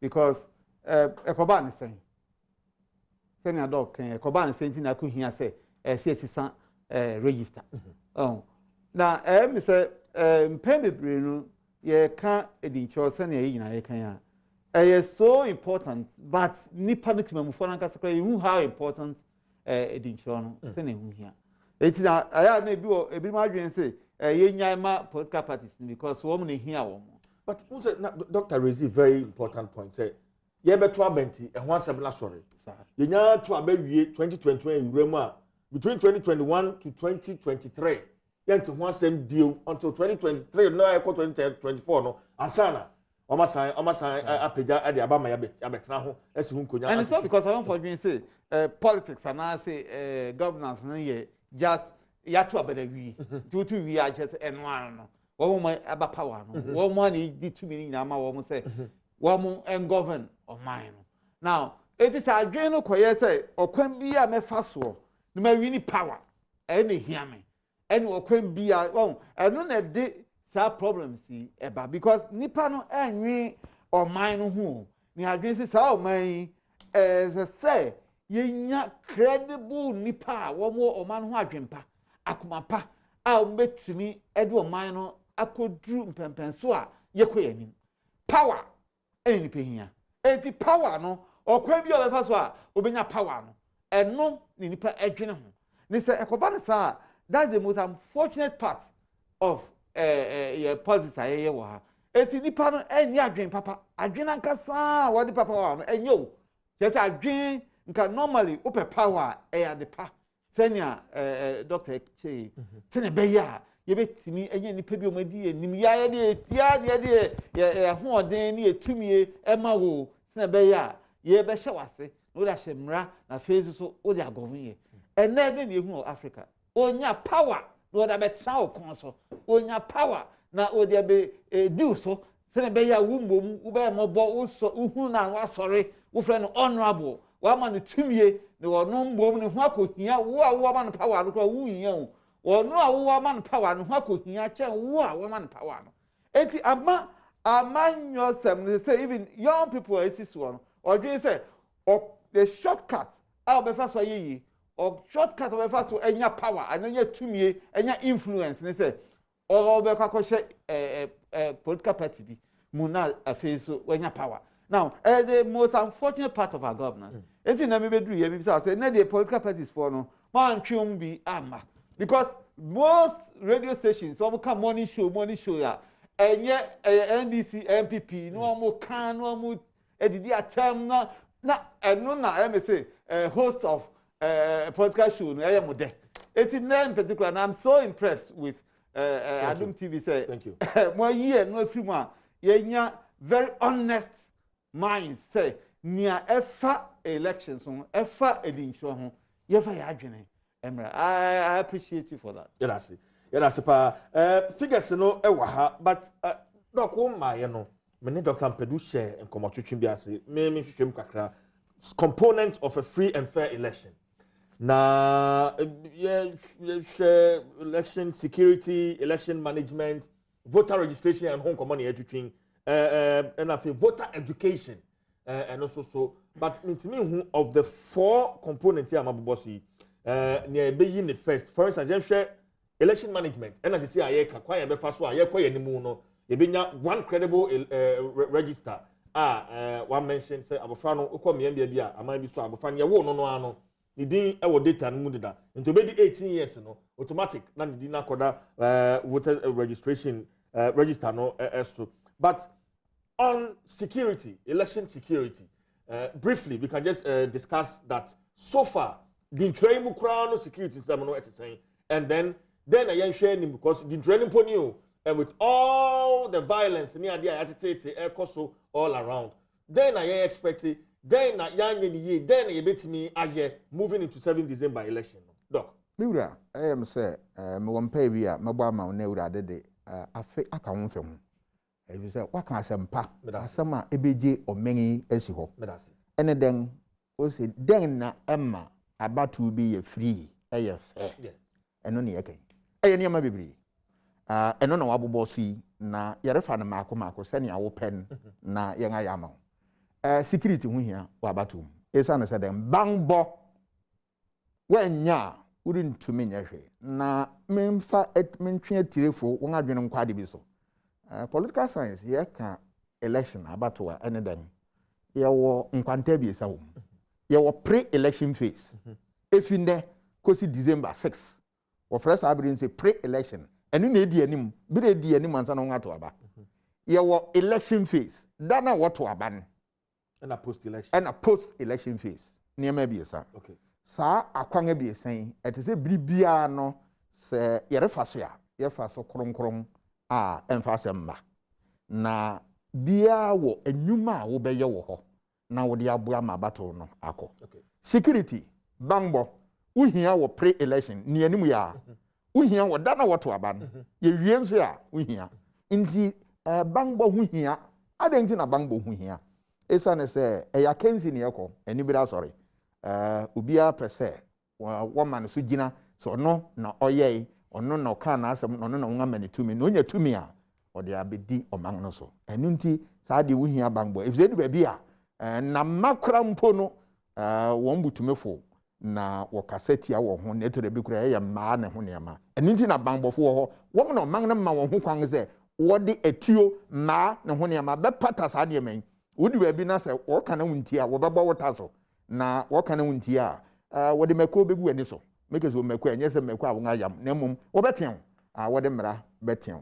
na ye hwe den ti na saden ehu hia yampa ma memfa atiefo mema ntwe wo adwene gosi bibi so bro Nyankopɔn gba aden odi onipa tena asase so na edu ba bi ne yehu se ye nkwa ehun reba asam na yen agapade sare onipa sore obetuma kum obi obetuma ase bibi enti yen nyina bo yen tirim pɔw se yen pɛ aban bi a obɛhwɛ obɛbɔ yen nkwa ho ban na wahwɛ yen agapade ne yen neama enu nti ye de tumi ma aban sa aban di me so na nea wo bɛka no mɛyɛ utumi bɔ me ho ban na wo bɔ me agapade ho maga medi wo mmara so enu nti efisa abre no ban bɔ ya ban tumi se de aman aban bɔ ye ho ban nti se mekɔkyerɛ omedin akɔto aba na obi tuoti ho na onyo bi a ɔman no ma no ho kwan se ɔmmɔ me ho ban a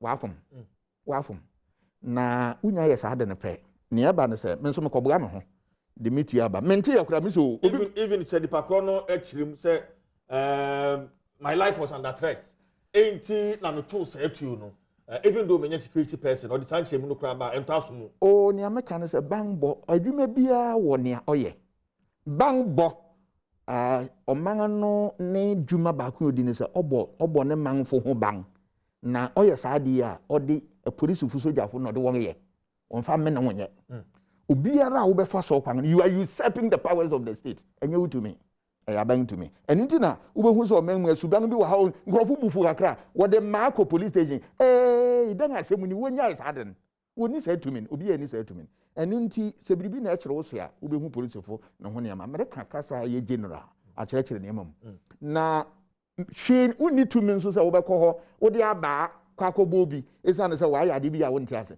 woni ho kwan sɛ wo bɛya mmeko akɔsiro bi ani ase ene ho ne ama enye wadwuma biribi na wo nti ase a wo na wo bɔ man ho ban fa hye won sa won na ye sɛ wo fa ban bɔ adwuma ye wo adwuma pɛ wa ya ban adwuma enye wadwuma ne wo de ne sɛ wo hu aka kyerɛ ban ɔman ba pa no ohua ɔma aban asote eyi na ɛkɔ na wo hwɛ ban bɔ na nea mehu ɛwɔ abatu yi mu sɛ abatu commission wa bɔ no ho mɔden mia bebree no yɛte asɛmpa baabi baako abien etosin yɛngani anye ho megye de sɛ ɔman yi wɔn a tumi wɔn nsɛm a wɔbɔ ban no wɔn asom na wɔre yɛ ho adwuma da bia mɛsrɛ wɔn abɔ ban wɔ man ho ha ɛne menew nso sɛ yɛma ban bɔ adwuma no ɛnkɔ efi sɛ saa de no sɛ yɛn ntuma anyɛ pɛ wohwɛ social contract theory na ɛhɔ no nipa tumi kese aban me no ye contract se wo bɛbɔ me ho ban abɔ me agapade ho ban ɛni ti wabusu nti mesan me achi me ni wasɛm hey no gya to me nhim ha yɛmpa no saa ɛnu nti obi anya n'adwuma ne yenye ne sɛ minkesi aban bɔfo wɔnye wɔn adwuma wɔyɛ wodu baabi no wɔnan kokoma yɛ mmerɛwa yɛmfa nkupa bi nsrasra hɔ na nyɛ den wɔyɛ na enye ye yɛnhyɛ wɔn den no wɔnyɛ nea eto sing no nso yɛnka nkyerɛ wɔn na eto de bi a ban bɔfo adwuma no wɔyɛ wɔn adwuma baabi nso wɔ ha na wɔn ayɛ ni ha na wɔn ani ha na wɔyɛ no ɛtɔrɔ bi a ɛnyɛ wɔn mfom so esiane sɛ bibi a ban bi a wɔ hɔ no sɛ abato sɛ wɔkyerɛ odin no ho nneɛma na wɔkɔkyerɛ party ni bi pɛ polisi ni wɔanya asɛm nti ama polisi adwuma no ɛtɔrɔ bi a na yɛ den ama wɔn ɛnyɛ sɛ polisifo wɔntumi nyɛ wɔn adwuma daabi sɛ yɛma wɔn ho kwan sɛ polisifo yi aban nse nim party fo nim nse nim adwuma no munya mu adwuma wɔbɛyɛ wɔn adwuma ma sɛ ni ɛtɔrɔ bi pɛ wɔn sɛ ɔkɔkyerɛ obi pɛ wɔ sɛ yɛ party ba nti ama polisifo adwuma no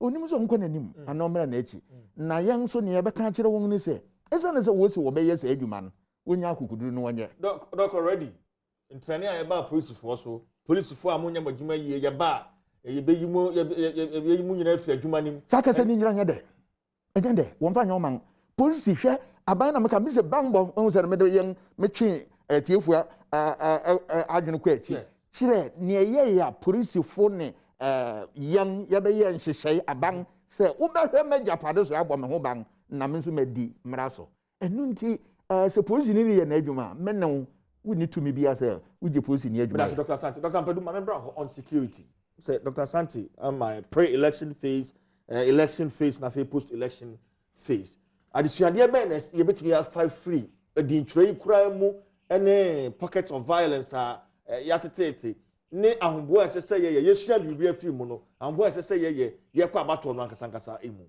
doc yo bi da se bebree ɛmi sɛ ahomboa a ɛsɛ yɛyɛ no deɛ ɛmi sɛ sɛnea doctor kan security most important part of elections. Either say pre or election time or post election. Security is the most important part.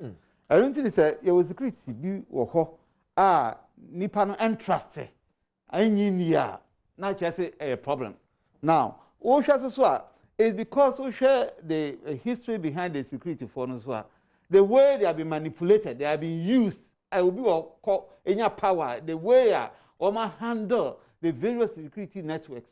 Ama say we be create any power. Or again say send me work where me di one year, me do one call enti no na me ni ho no we no so ne ya omu ye no che say once they are being used.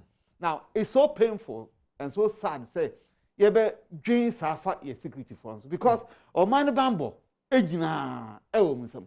Enti no me say emra ye ko ye animi. Or when be security for you very independent and professional. Well, my dear, because senior dog can say a mom kind. Say, woman, Juma, or my security force, say police force, say soldier force, say immigration force. You are training them so well. A international crowd. Only one of the best. The Kobana saying, and a Baha, yen woman. And it's all because of the way the politicians have sometimes manipulated and used them for their advantage. And for me, always, the advocate said, Nka okwen biya ebe faso amba sa security networks nyinaye independent aben enya aban na ba ponti wo mo mpanyifo na asefo nka okwen biya so nka se yebo modin emma omo ye so professional. Ekwa ben na ebe faso aduru sam pempem so no say afi ye be duru ba bia the IGP and the Chief of Defense Staff. No, they are independent. And you say me ban, me ba be appointed IGP. Ma appointed all. And I'm ban, maybe you win. Oh, I think any yes say yeah boy. Now ye discuss it. I say a debate. Ye dwena. Say o man no kanko. O man ye dey no man no safety ntino. You hear this kind of nipa. They will be so clear-minded because we hear Juma.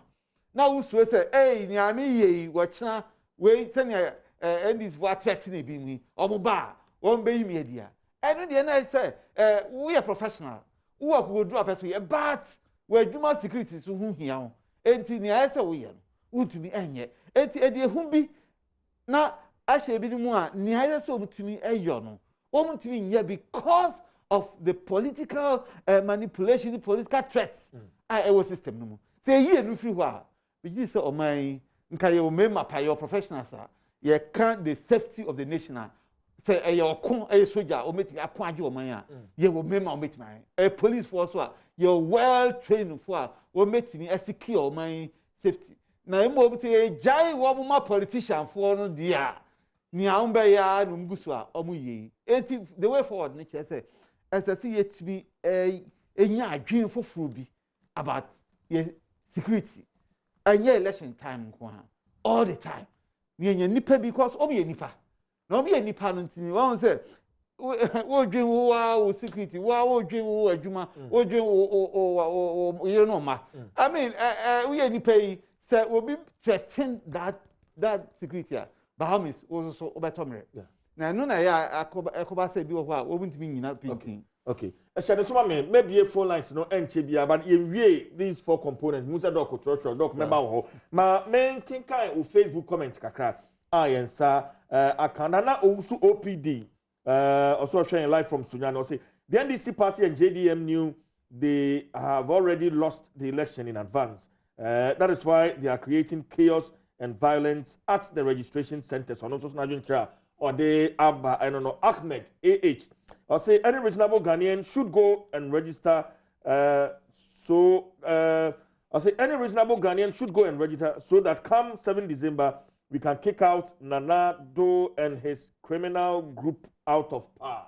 And also, or they Eba, you know. I mean, make me a kind win. So we said, Emmanuel Baba Zotba or say okay I'm saying or responded to be comment okay yeah so doc my member of so trotro but you bet me briefly the election management, voter education, and then voter registration. Yeah, kambum nafi. Queen. But me fear say, or me fa kakran tier security nafi me fa unwura baby e koi. Okay. O pese ye to me saso yare security or yare. Senia me wura doctor kind. Security fu adwuma o ma ye mo ho bam. Won ankasa o ye adwuma na so suro ehunehuna wo ha wontime nye. Na ne etusu ya bien.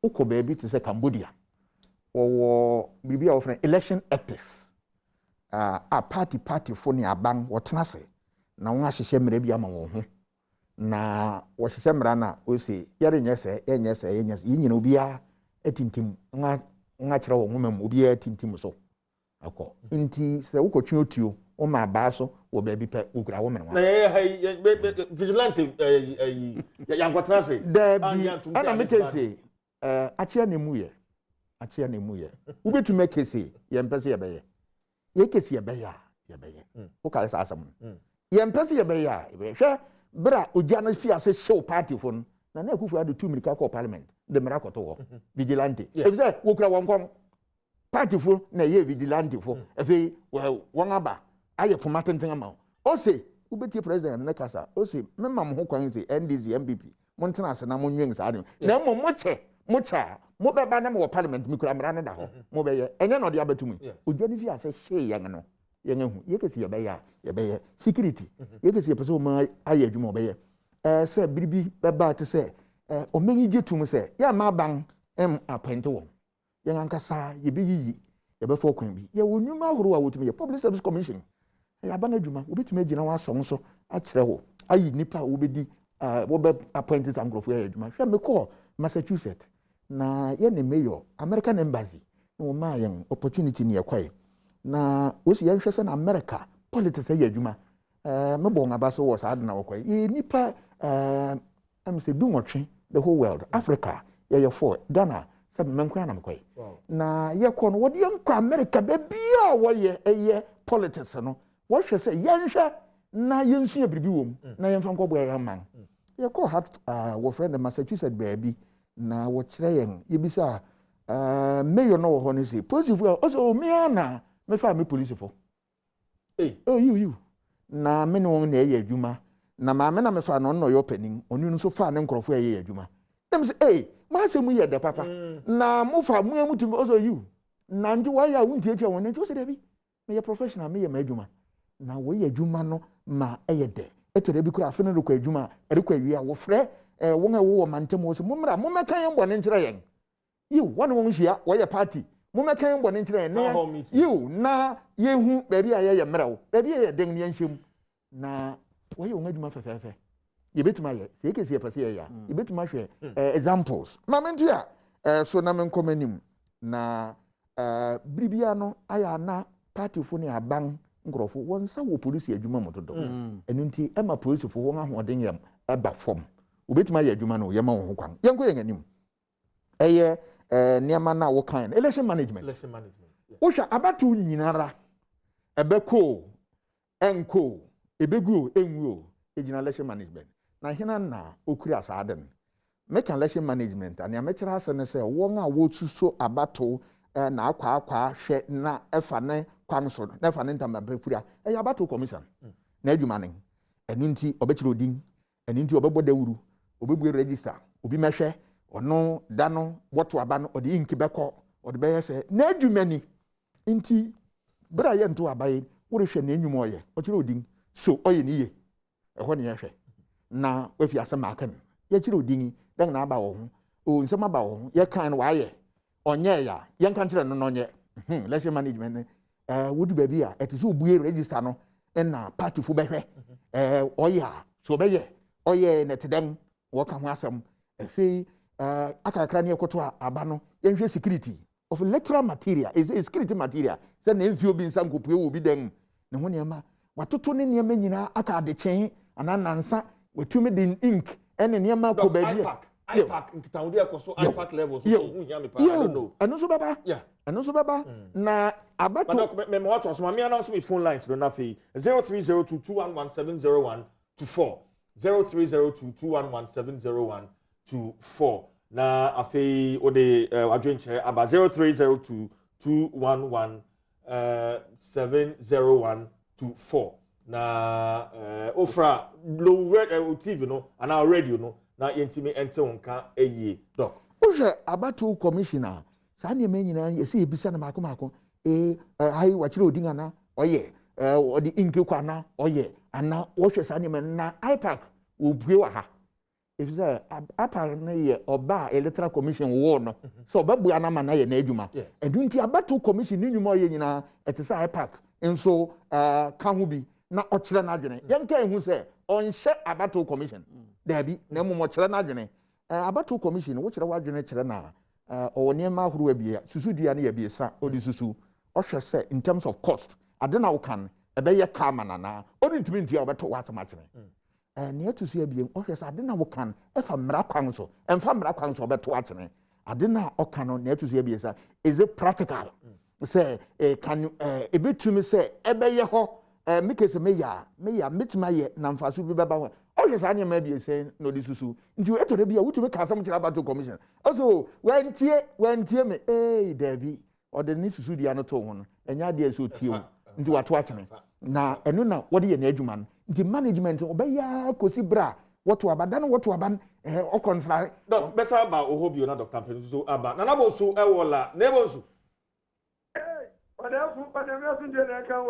so nana yentiu nana mamoni yo mamoni ajuma ugo ajuma pa mi chebe fona isi jibo ami senya mi shawo pa budu kwa ene monya kanya de ye mwaka panu watu ela na po na kolodata na baba nabo so yentiu meda asiminia bia me kanese media me bomo baso e di interest asie enyema na akoko so mo de mo no tumu no senya mi adun bibia so eyeka de bia mbo fide so me kameze o ma konkro Ghana ye toja de no koso ne ye jano bro ye to so na papa na say doctor me what you say no what you say bonkum no what see a soldier for ne army commander ne IGP some of them want to say a construction because parliament and I want me nyade me the see ano the mediator company the south ka say ke ye wa kan yate le ye sa se see ya o be che boy e ti nyame ya tumba ye so company 2021 ko yin no kan ye mo dia to ko no ye no kwa ndini mu na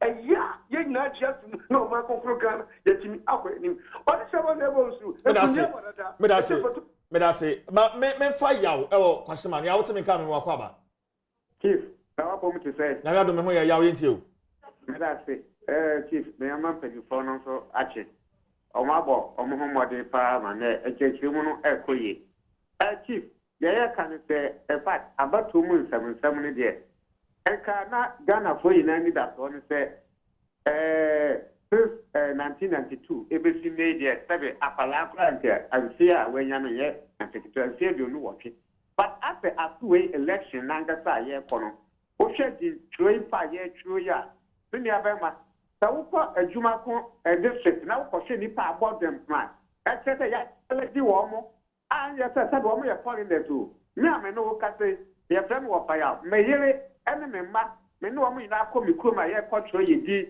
ye tro di ya tell me say ye ti krom ho ye ni 1 year wo wonti no omo ma ye ya ye card what did I say ye ti ma say e pani fo we say omo consider me give that when doctor say bo wo ka sai asa e ho na me yanya ma say so omo hwe wo ye say why let say ababia me fi me krom me kwa kotro me di wo me krom me kwa ye say me firi ho me ba babia me ti so a ya ye fi ho center no ya register wi a no so babia ya dia kono me sa ko ho so a ya say e wo so me tra ye na kwan ba so pa na me ti Ghana ha na me ya card me ti na ato aba e ti ya ba say yes you lord or the parliament ni dia me wo say a hu to chima e ti ya kwa ya hwehwemu na ya kire say wo fi kuro no mu na obi anu ta ha na wo te ha na wo fi na mo wa kwadi baabi na mo ma blai wo to me ba ba shiro me din dia asa ya ma kwa na ya ko card ma me da say wo fire also waiting for 0302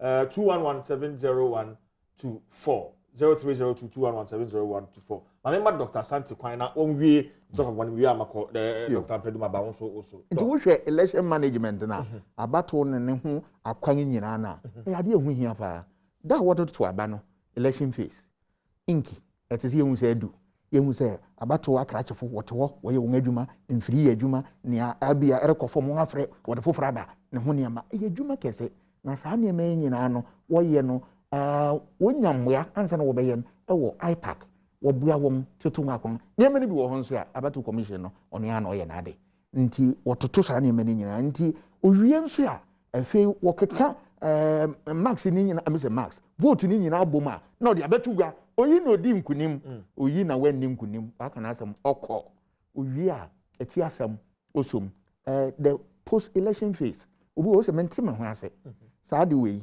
meko court abato commission bedi adanfo yo na saa ne man wo de mera hwehwe fefe owie a wo ne man bebre eye free and fair election no ubo ne opese ye ka no yes menka yo ebi ni wo friend den electoral campaign yes wo ye campaign wa batum na sese hwe anka sese miri ka obehu se campaign akoso ya t-shirt wa bonten no mo ne niama esane so yare nti mra ba ho no to mo to aso free campaign ma me fa kwame o te me kan Yes, me tonka. kwame u jina he na pay Bewa Accra. okay kwame yenti o Me tonka ba obani. kwame dum tv no na o bete me kan o phone so why Yo, da empenifo a ewo ho ase. Me gidi is Bajo medum no kra, medum no. Metonka, DJ metonka ba. kwame yenti o Yo, beda doctor ne mpanifo a wɔ ha ase wɔ ɛnɛ nkyerɛkyerɛ sonko a ɔmode amaeɛ na nea mehu ne sɛ nea nti ama bebree figures ɛwɔ Ashanti region titiri Eastern region titiri TJ yɛbɛka no koraa te sɛ meyɛ driver mesan yɛ plumber sɛbi menante paa na aban no ɔhwɛ ne yie nipa bebree abamu ayɛ den abu because anidasoɔ ne nkuranhyɛsɛm a sɛbi aban ne ba no ɔka kyerɛ amanfoɔ no bebree abamu abu ti so ɔmo bɛhwɛ a ɔmo hwɛ ɛnwɛke hɔ yie ɛna two yareɛ na doctor ka yareɛ ne ntiɛma nipa bebree esuro yi sɛ ɔmo betu anamɔ akɔ register nti saa bere na ɛsɛ education no nso yɛ den ɛkɔ soro ɛma enipa ho sɛ okɔ a yare ɛnkyewa anaasɛ wowɔ bambɔ bi a yare no bi nyɛ den ɛnka nti mefiri sɛ so far so good nti okay bere aka yi mpanimfoɔ nto aso na moma education no nyɛ mmɔ medase kwame ma me fa Randy wo poko ase Randy wo teme kan no akwa ba CJ medase ne akwan ya wo di ama me good mo komo na me pese member mu kaka kwame yetie o ano pe meni age pa na contribution na moye ntanka meni beje pa se aka no pa bia be story morning shows no na nkofo bi ti say any discussions say ya na ekoso nkofo a omonim bibia efa oman no ho but mostly ye be bi radio ni TV station ye be say aye MPP NDC na omo ye communicators bibia no mo ka obi onye fenisen abato onima abato ho hwe enso no ye communicator na oka foforo bia ba bia na ono so ka e ma ye nte nyoma bia se ba wo tumi hu sempen firi o mo tiwe ye mo kan bia fa o man nkoso nko a nti e be sere morning shows hostess no o mo try say o mo de this kind of communications ebeba na o man na etumi akoso that's Randy morning show for Yasum yabe sa pepe e amount doc padaroma on election campaign Dr. Asante Ashasi me say very delicate say sisi anema asesa COVID-19 nti anya de a ebehu say ya bodwa ne ade bata ne kwa ye koye ne mientimi hu say bia ye easy restrictions ne kakra no ye beduru ha but the message as say gina simply so a ye di tudwa ye language choice of words sani me me pese obeka ho asem kakra especially moving into rigorous campaigning. Yo me da se bebre em say on say eba campaign ni message na nka no kwasem pa no ebi aya na me ka say say ye Ghana timamufu ho no say very very careful in someone aya ye take from the politicians. The time make us answer say politicians they braze say nukredie pa no ira say nipa ewo aban mu a ewo the message say onya koye opposition na eno so ewo ne kasa the full account was aboa efidie no yi aboa ni sunku ene ja aboa no so a ni sunku sa no enti akoye den pa say we better say ni a politician for eka enti no me face nka ye enwu hia so be sua political science and sana watimi enya common sense wo ne nipa eka ho enti no me say mra ye wura elections mi say very careful say message no eba say yetimi evaluate yetimi pense mu na ye nyansa Nyankopɔn de adom ye no yetimi ehu say nia wobu kan ampa say sana wo mu ebeye o just say to me de to enseniani na ye we hwe because there are previous manifestos say I can say yeah issues of manifesto na ya fa political party we there 2008 2012 2016 na ye dey atoto ni asisi a wo de oba be ka kire a you say tokuro bebre wo bebre say bebre ho no mo kan ya o ma ndi so na na me nwuma say aya nipa ntimi enfama adwen emu nkontan hu say ni awu kan ebia akohwesemi keke ana bebre bu Ghana for say ya adwen mu enno eti ni obeka che bia ye besom na ye dumachi ato abama won because Ghana yenye mofra sa na nso hwe politician for na me nim ohia no kwasem ohia kakra a ekuenti ye aya bebre nwen say esese ye yankasa ye expensive ese ma ebo din kakra let me see politicians are taking it for granted for too long because omo dwe say ni omo beka bia no omo kan e beji atum ya to abana ma omo enti ama enne nipa no wo government a obeka na sem de say oye we emra ye nim say ni a okan aso obeye no enya no eno oyi besides nipa no so say on opposition cry ye nim say nipa ya enne okan so odogana for ope yeyedie ope mpuntuo ama Ghana say nipa ya mra wo aban mu no not saying Dr. Bedu me da say mra nti doc ye be born tougher in under 2 minutes na mako Dr. Bedu so na fe de djumadi ni na abana wi doc yo free and fair election say na yaka no enye campaign kwa na campaign no na aye kire say uhia onsam nkore eye messages a wodi begu amonten so na omem ha no hwehwem kire say enye kasa bia keke no wode to abonten ye hwe omman sika nkonta economy ye hwe infrastructure akwan super kanea ye hwe se ne obetu ketasese no prowaze ye hwe apomuden wonsam ye hwe security bangbo ene ho ne ma bebre uye ne a ye sang so hwe voter education then na ye kire se ne woto abafa ye kire oman ne mra fa abato ho ye kire onipa bi oto aba no wasede ne ne etese wo ye ne onye nti saade na ehu hia papa efei free and fair election ne nkura bata so ba ko ye se ne ye manage dispute esane se ya kensi ebedu bebre na obi buafu enu nti se wentu man kire mu se mi wura wo ho kwan se obufu na mu bufu a court no woko won fotu won fa ba won fa meko nti osua sa na ma na ne bufu a oni obi ankasa woko court na mpanimfu tia wotie na sopam na won aka biribi pa a kire no afei ade ba ko a ye hwe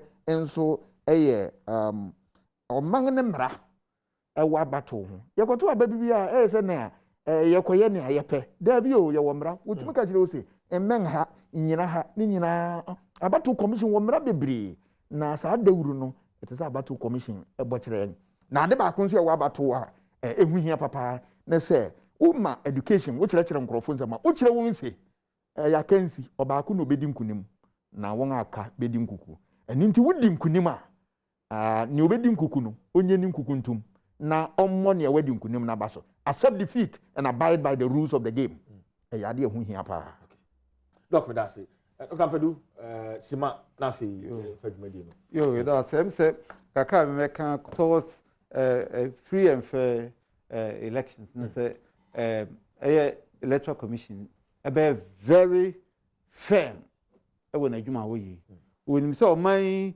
ne yiyedie ne kanko na sumdwie ejina omso enti message say electoral commission ne constituted mandate yankopon de amano onhwe na oni so ma bibi shifting to the left and not to the right now ma periperi ye enye adwuma na me gidi say wo ye ni famu dia security for nso so man ban bo sha omunsa no o so mo woni na fom no mo nye o adwuma say professionals na o mo nhwe say o man yedie ni safety is very important na yes mamufu nso no ye hu preko pese ye ni o man bia e kan man Ghana ho enti modern bobia ye nyina bebo ama election process nyina go through no ye famu die bia e say ye no e say boy hu modern na political parties for nso so e hu say peaceful analysis mdwi o mana so mdwi de be ma o matimi ababan mu na obia mfa ne famu die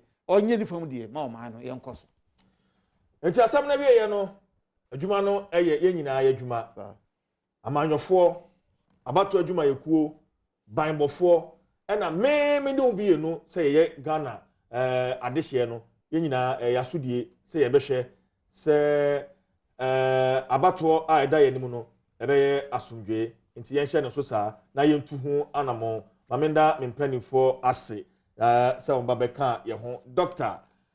Kwame Ansa Asante or political science asa Asante Bedase or Dr. Kwame Asante political science department University of Ghana Legon na Dr. Chris Ampedu social scientist Pentecost University and also so Ebeka and Penfo Yadamasi P Yadamasi Monye Moje any between and come me sorry ma men chia minia Amos Kofi ai ni muno kodwo mensa bropa ene se ka sei onya ne hokani one no ware nti medie no ekoso anapayi nti ene Amos Kofi one Regina Elo ekoso Church of Pentecost DNT Central Accra Domi Pillar 2 nti ifri ha nyina ebeba betai wachi ame fa usia na me sorry menda production team ase esi ohene ne da no Josh Tigo Johnny Alasani na fe we be Kofi Ampedu we me time ye nyina ha ya wa ha me do bibia se Presla me cameraman me light sound MCR bia na ochi ya woda sene